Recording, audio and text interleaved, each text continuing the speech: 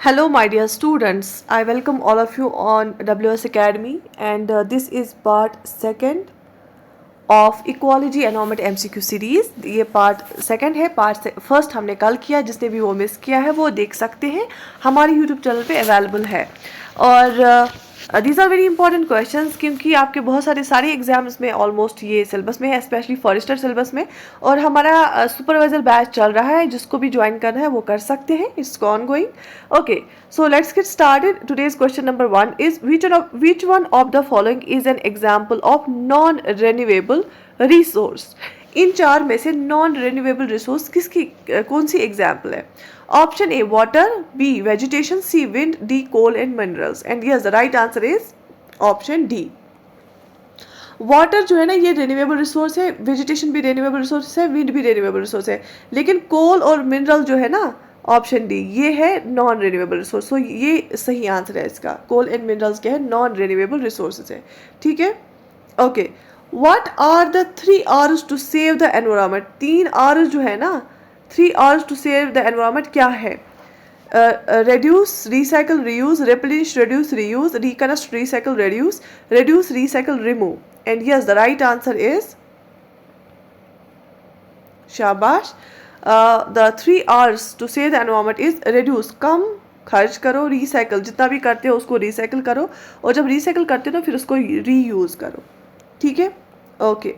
What is the purpose of rain water harvesting? Rain water harvesting का purpose क्या है? देखो, अगर हम रेन वाटर हार्वेस्ट नहीं करते ना, जितना भी हमें पानी चाहिए, ठीक है, तो हम क्या करते हैं यूजुअली, आप पूरे इंडिया में देखेंगे ना, ट्यूबवेल्स का यूज़ होता है, वहाँ से निकाला जाता है। हमारा ग्राउंड वाटर कम होता जा रहा है, वाटर टेबल ही कम हो जा रहा है, कम होता है।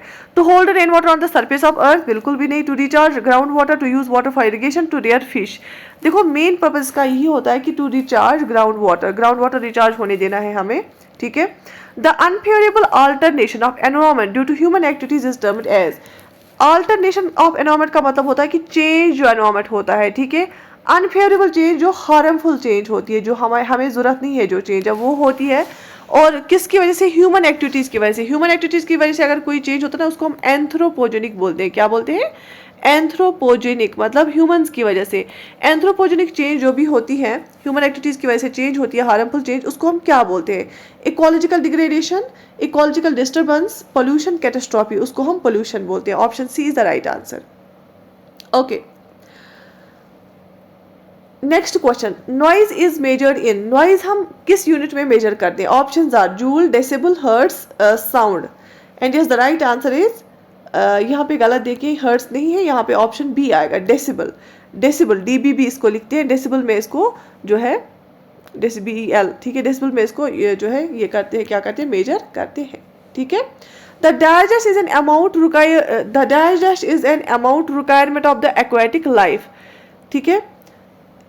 एक्वेटिक लाइफ होती है जो पानी में हमारे लिविंग ऑर्गेनिजम्स होते हैं, ठीक है, प्लांट्स हो या एनिमल्स हो या माइक्रो ऑर्गेनिजम्स हो, उनकी क्या इंपॉर्टेंट रिक्वायरमेंट होती है वहाँ पे?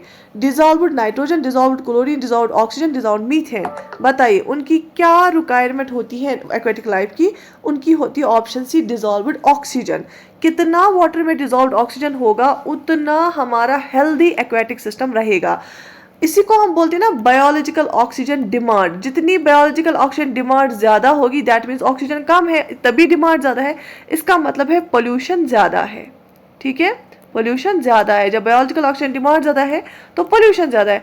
अगर बायोलॉजिकल ऑक्सीजन डिमांड क्या है? कम है, तो इसका मतलब है डिमांड कम है, दैट मीन्स वहाँ सफिशिएंट ऑक्सीजन है, तो पोल्यूशन कम है। ठीक है, तो इसीलिए डिजॉल्व्ड ऑक्सीजन वहाँ पे होना चाहिए, एक्वेटिक लाइफ के लिए इंपॉर्टेंट है।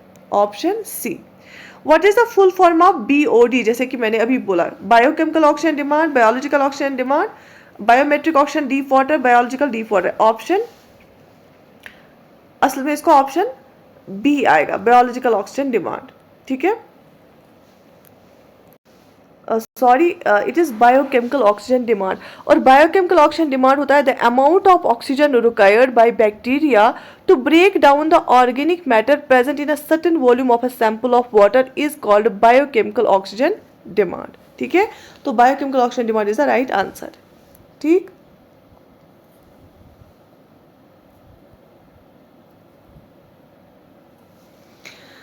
Fish die in water polluted by sewage due to, जो मछलियां हैं वो क्यों मरती हैं, किस वाटर में वो मर जाती हैं, पोल्यूटेड वाटर में जो कि सीवेज से पोल्यूटेड होता है।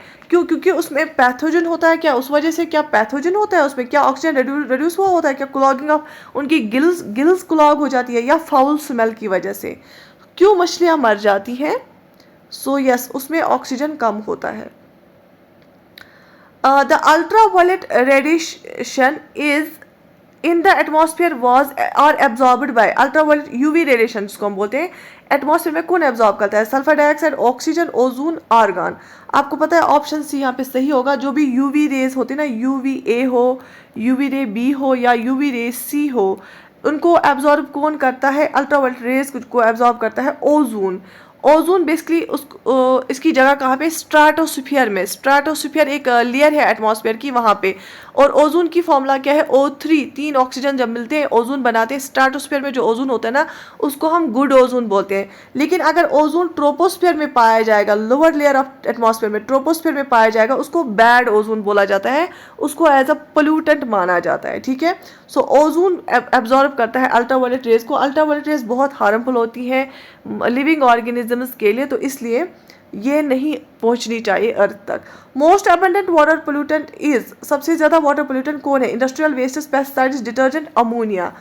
इनमें से अगर देखेंगे इंडस्ट्रियल वेस्टेज सबसे ज़्यादा होता है वाटर पोल्यूशन, जिससे हो जाता है, जिससे वाटर बॉडीज पोल्यूट होती हैं। Ozone depletion in the stratosphere will cause,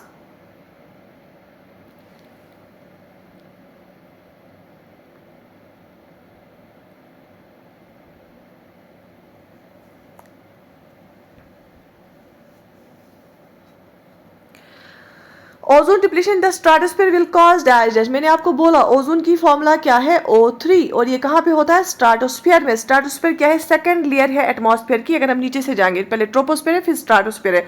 और स्ट्रेटोस्फीयर में जो ओजोन होता है उसको हम बोलते हैं गुड ओजोन। क्या बोलते हैं? Good ozone.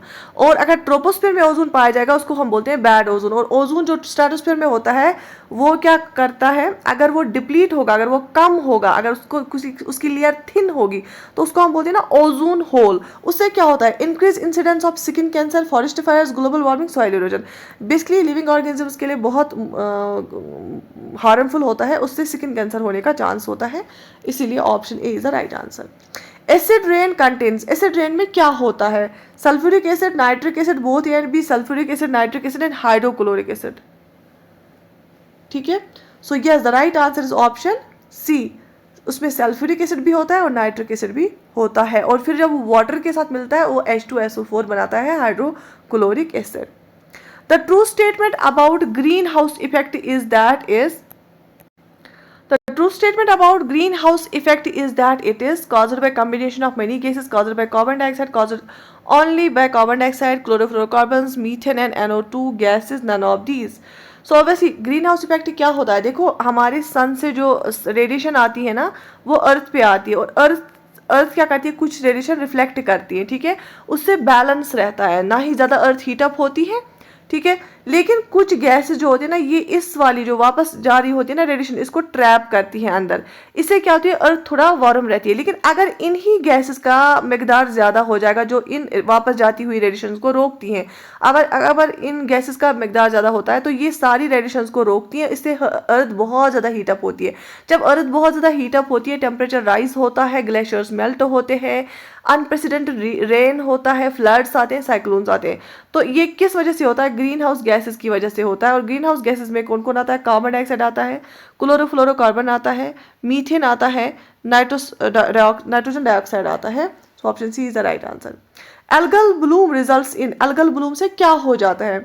ग्लोबल वार्मिंग होती है, सैलिनेशन होती है, यूट्रॉफिकेशन होती है, या बायोमैग्निफिकेशन होती है? एल्गल ब्लूम से क्या होता है?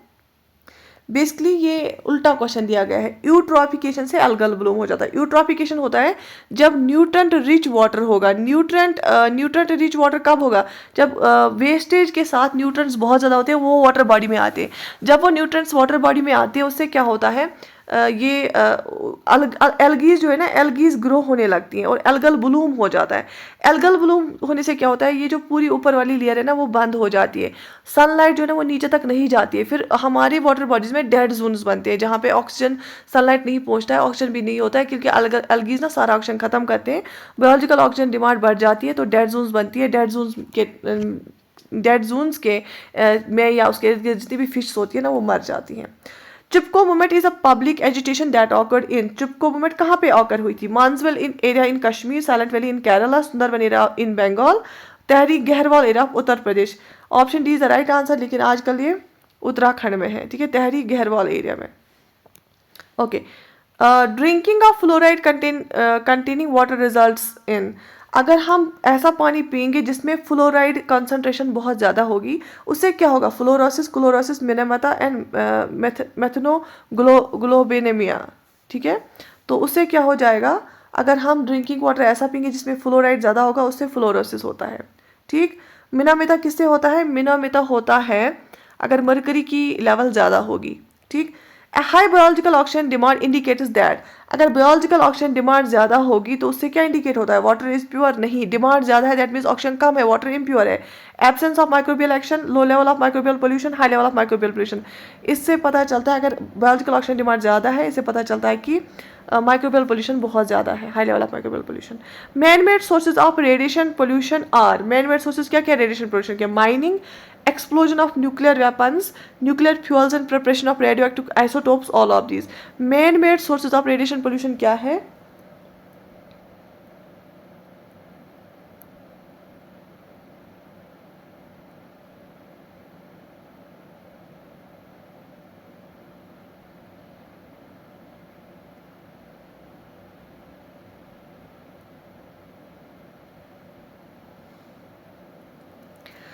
Man made source of radiation pollution क्या है? Mining, explosion of nuclear weapons and nuclear fuels and preparation of radioactive isotopes, इन सब से जो है ना रेडिएशन निकलती है और जो पोल्यूट करती है। Obviously all of this the right answer.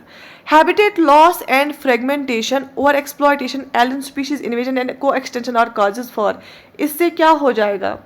Population exploitation होती है क्या? पोल्यूशन होता है, बायोडाइवर्सिटी लॉस होता है, माइग्रेशन होता है। देखो, हैबिटेट लॉस जब हो जाएगा, फ्रेगमेंटेशन हो जाएगी, ओवर एक्सप्लॉयटेशन हो जाएगी, एलियन स्पीशीज इन्वेजन होगा, उनका को एक्सटेंशन हो जाएगा, उससे क्या हो जाएगा? उससे बायोडाइवर्सिटी लॉस हो जाएगा, हमारी बायोडाइवर्सिटी खत्म हो जाएगी, ठीक है। Soap and detergents are the source of organic pollutants like, soap और डिटर्जेंट्स में कौन कौन से ऑर्गेनिक पोल्यूटेंट्स होते हैं? Glycerol, polyphosphates, sulphonated hydrocarbons, all of this. And yes the right answer is option D, ये सारे होते हैं सोप्स एंड डिटर्जेंट्स में। The effects of radio active pollutants depend upon, radio active pollutants के effects किस पे डिपेंड करेंगे? Rate of diffusion पे, एनर्जी रिलीजिंग कैपेसिटी पे, rate of deposition of the contaminant पे, all of this. And option D is the right answer. Radio active pollutants के जो effects है ना वो किस पे डिपेंड करेंगे? वो डिपेंड करेंगे कि जो हमारा जो है कंटेमिनेंट है, जो हमारे पोल्यूटिंग एजेंट है, उसका रेट ऑफ डिपॉजिट, वो कितनी जल्दी डिपॉजिट हो रहा है, एनर्जी रिलीजिंग कैपेसिटी क्या है, उसकी रेट ऑफ डिफ्यूजन क्या है, ठीक है। The carrying capacity of a population is determined by, जो पॉपुलेशन की कैरिंग कैपेसिटी ना वो किससे डिटरमाइन होती है? Population growth rate, natality, mortality, limiting resources, वो पता चलता है लिमिटिंग रिसोर्सेज से, ठीक है। कैरिंग कैपेसिटी ऑफ पॉपुलेशन पता चलता है लिमिटिंग रिसोर्सेज से। हम पॉपुलेशन जो है ना कितनी जल्दी ये रिसोर्सेज ख़त्म करते हैं, 1 साल के उससे पहले ही ख़त्म किए जाते हैं।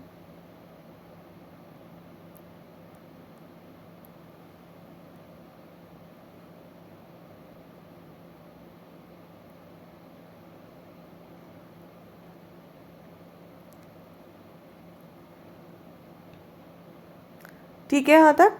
ओके।